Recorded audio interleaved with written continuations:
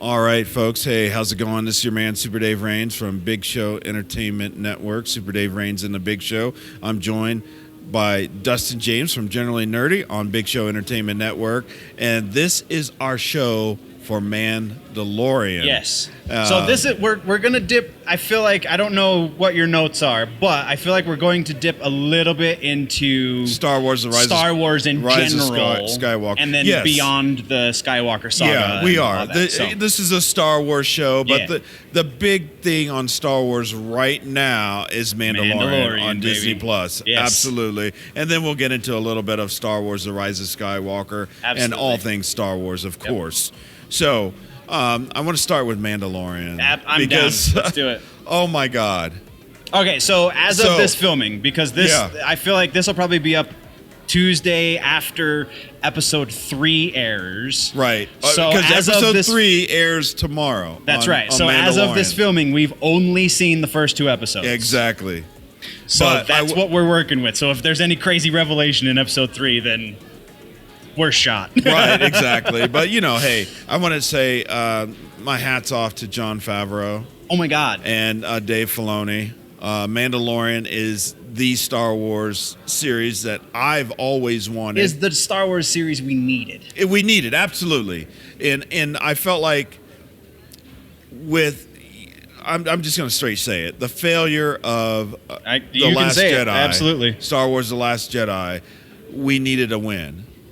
And then I thought we got that with the reason why I was so excited about Star Wars The Last Jedi is because of Rogue One.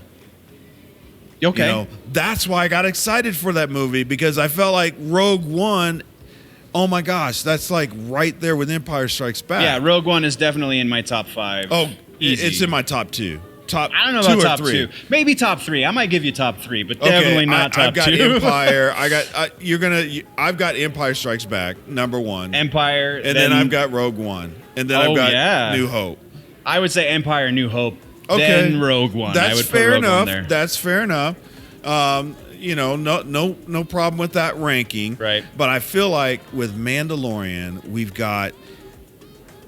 Finally, we've been clamoring for a Boba Fett movie.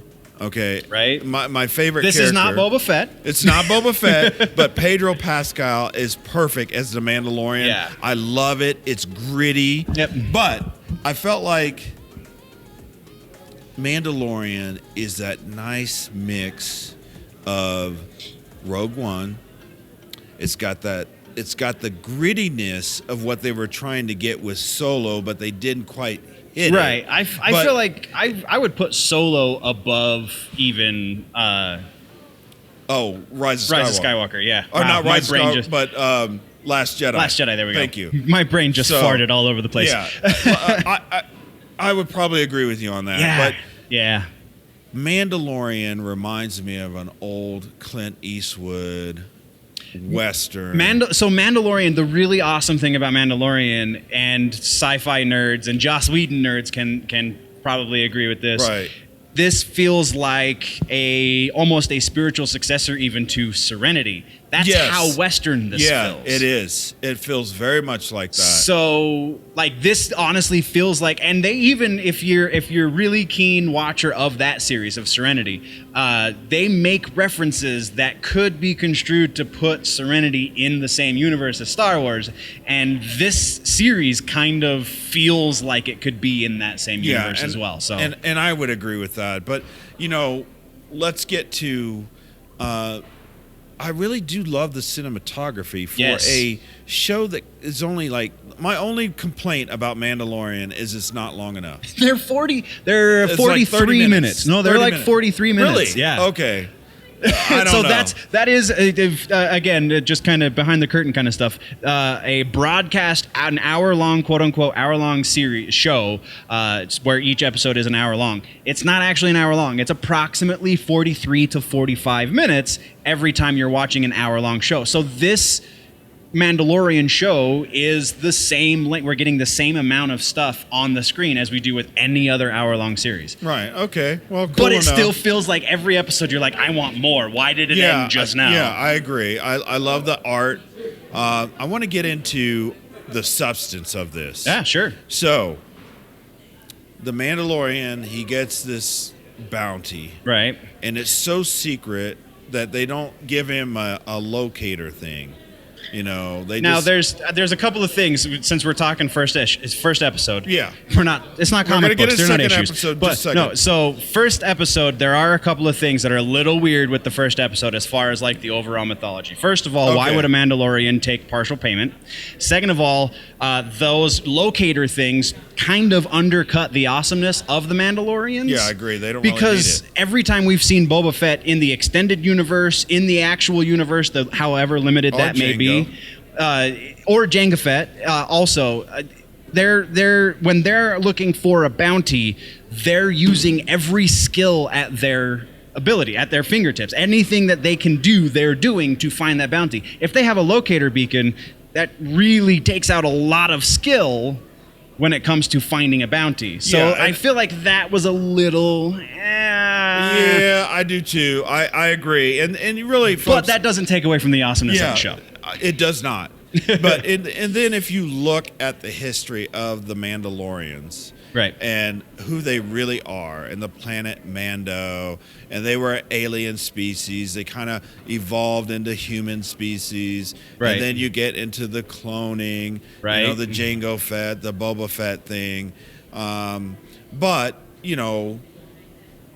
I do agree with you on that, because a good bounty hunter doesn't need all that, Yeah. They're bounty hunters. And also the whole wrangling, I don't remember the name of the creature, but where he has to the one ride horn. It. Yeah. Oh no, where he has in episode 1, where he has the I don't know, fish head, 2 legs. I can't remember what they're called. I can't but remember. Where he almost gives up, and that's not a Mandalorian. A Mandalorian would work at it until it succumbed to his will. Yeah. And so I honestly, and because I've heard people make this argument, and the way I interpreted that at least was he's still, and there's a lot of things that kind of suggest this in the first episode. He's still kind of a younger bounty hunter. He doesn't have the stripes that Boba Fett had or that Jango Fett had, or so.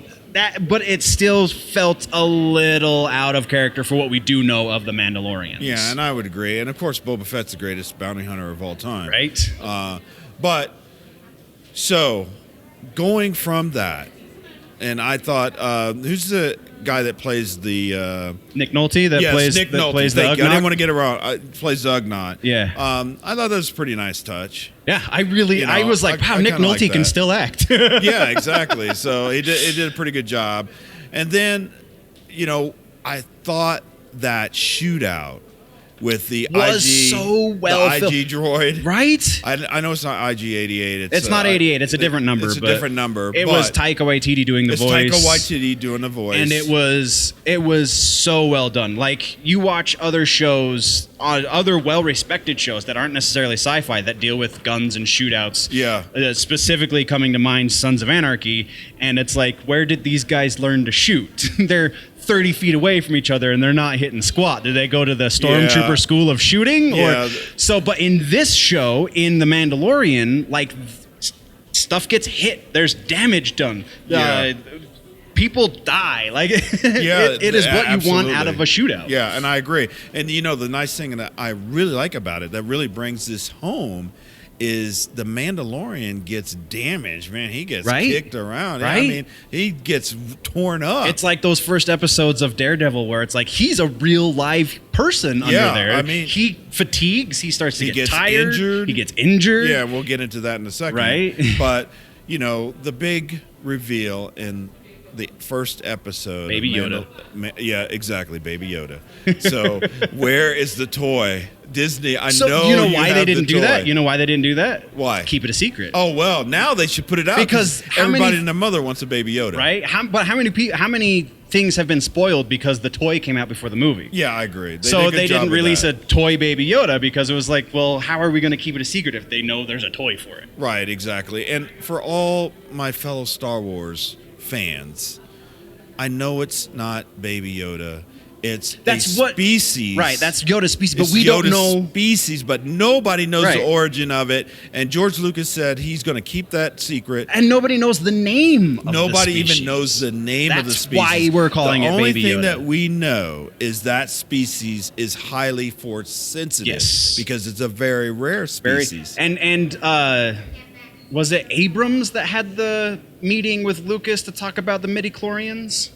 I can't remember. I'm pretty sure recently there was a conversation. It was either between J.J. Abrams and George Lucas, or it was Jon Favreau and George Lucas talking about midichlorians. Either way, that's gotta have something to do with Baby Yoda. Oh, absolutely, no doubt. I think the question that I have is, how did they find him? Who's guarding him? And as we jump into the second episode now, when he actually got the bounty, because he had no idea, Pedro Pascal as the Mandalorian had no idea what he was going after. They just knew it was heavily guarded. And other bounty hunters had tried to get it and failed and died doing it. And he ran into more bounty hunters as he was taking Baby Yoda out of the cave. The boss type bounty hunter. Right. So the there you go. That's the word I was looking for. You. So I just want to know how they knew also that was the prize. And then I don't think they knew that that's what it was. Well, the people who gave him the bounty knew what it was, because if you believe the theories, who's the doctor? I can't because he's wearing the patch of he's from the planet where they clone from Camino. There you go. Yeah. So because of that, the going theory is that they want to clone this baby Yoda. That's why they wanted it alive. Right. And then when Werner Herzog was like dead for a lower pay, he was like, what? That wasn't discussed. I don't think that's what we want at all. Right. Because you obviously get a better clone from living tissue than you would from dead tissue. Yeah, absolutely. Because the IG droid wanted to kill it. And then, of course, the Mandalorian was like, no, bang. If you've played the Knights of the Old Republic, then you know droids have no issue with the death of biological life. Yeah. Yes. Yeah, exactly. Or the 1%, he wants us to shoot him down right now. Right. Meat bags. Yeah. Or no, flesh bag. I think you're right. Meat bag is something else. Yeah, it's something else. But anyway, the whole thing with Baby Yoda, and then the fact that the one scene I really loved in the second one, and I know they stole some scenes from some other movies. I'm okay with that. The whole some of the best thing, but that's fine. I won't mention Indiana Jones and the Last works, Crusade, though. but okay, it works. They give homage. That's the thing, is they're not just and I straight. like that. They're not doing a JJ where they're ripping dialogue from movies. This scene is shot similarly to this scene in Indiana Jones, but it's not like scene or frame for frame the same thing. So he's giving homage because that's a thing. Lucas and Spielberg went back and forth all the time, showing off homage to each other because they recognize each other as great filmmakers. Yeah, and I agree. Favreau's just continuing that line. Tradition, I agree. And I had no problem with it. I thought it added a lot of realism. Absolutely. With the Jawas fighting back, they wanted the egg. But the fuzzy egg that they then ate. And then, I thought they were gonna worship it or something. Yeah, I did too. And then I was like, oh, okay. All right. But anyway, it's a delicacy. Yeah. Yeah. Thank you. But I was getting back to what I was talking about. Sorry. The scene I really loved was when Baby Yoda kept walking over and he kept picking him up, putting him back in the carriage thing. So he walked back adorable. over. He was trying to heal him with his force powers, and he didn't even realize it until he stopped the friggin' one horn. Yeah, the one horn, and he's like, "Whoa, wait a minute, what the heck?" So, I really... I feel like every episode of this show is going to have one of those moments where it's like, did that just happen? Like, what the... And with the first episode, it was the reveal of Baby Yoda. With the second episode, it was the reveal of Baby Yoda's friggin' force powers. Holy crap. That was another mind-blowing show. So I think hopefully after... I don't know. It's still pretty early, but I'm hoping that the third episode will hit after midnight. so I Probably. can watch it. I'm sure. So I think everybody that, is going to tune in just to see what happens with Baby Yoda. Right. And that's a good thing and a bad thing, because the good thing is people are tuning in. The bad thing is it's supposed to be Mandalorian. But I don't know that Baby Yoda is necessarily taking away from that. No, I'm not saying that he is, but now you're watching the show to find out what happens with Baby Yoda, not so much the Mandalorian. To see what the Mandalorian... I feel like the two, you can't really have the one without the other right now. Okay, that's fair enough. So then the question from there is... the rumor that we've gotten, if you watch Nerd News headlines, you'll know about this rumor already. Right. The rumor about Obi-Wan showing up in The Mandalorian by the end of season 1. That way they can promote the Obi-Wan show that's going to be coming out later next year. Yeah, that would be Do you think cool. they're going to do that, or do you think that the Baby Yoda is too much of the focus? They're not going to talk about it. I don't know that they're going to do it. I mean, I don't know that they need to do it. I mean, look, Disney and Star Wars is in flux right now. Yes. There's a lot of changes that are going to happen. Trend. It's been a big downward trend, Yep. and I think it started with The Last Jedi.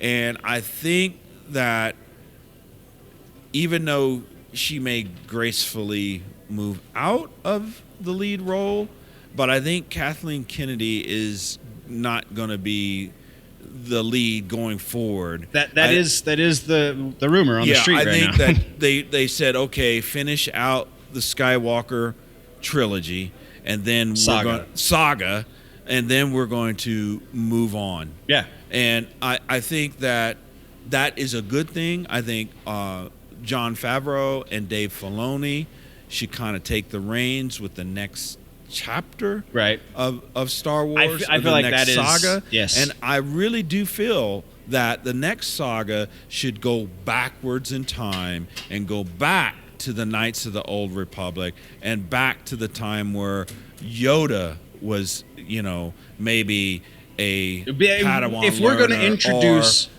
just became a Jedi. Right. Well, if you're going to introduce, and this is the old stage saying, where if you show a gun in the first act, then by Act 3 you have to use that gun. Yeah, and I so agree.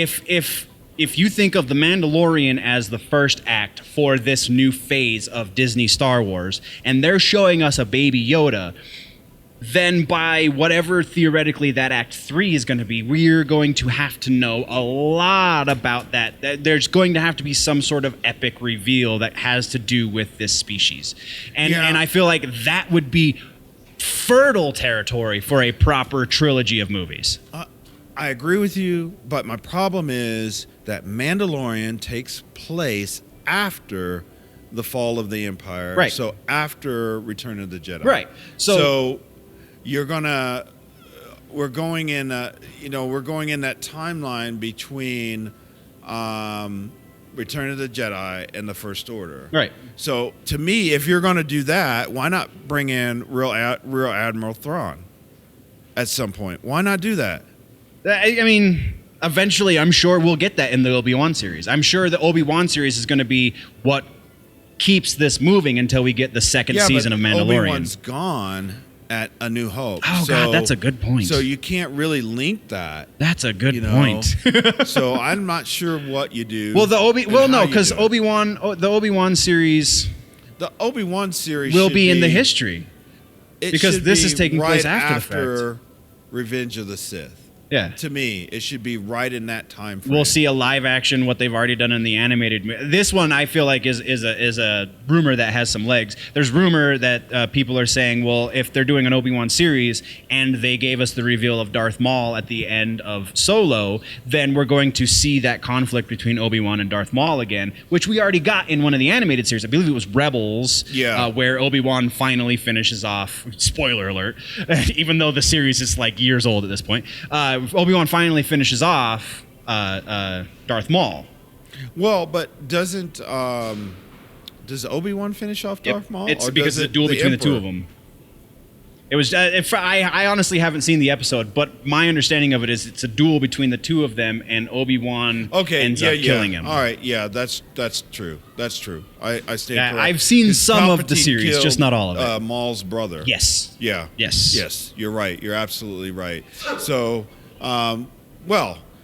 great episode for Super Dave Reigns of the Big Show. Generally nerdy. So before we sign off, though. Yeah. Where do you think? Because for the most recent, assuming this goes up when I think it's going to go up, the most recent episode of your Nerd News headlines, we go into a rumor, and I don't know if you've watched it yet because I just scheduled it for posting. So I try to watch them all.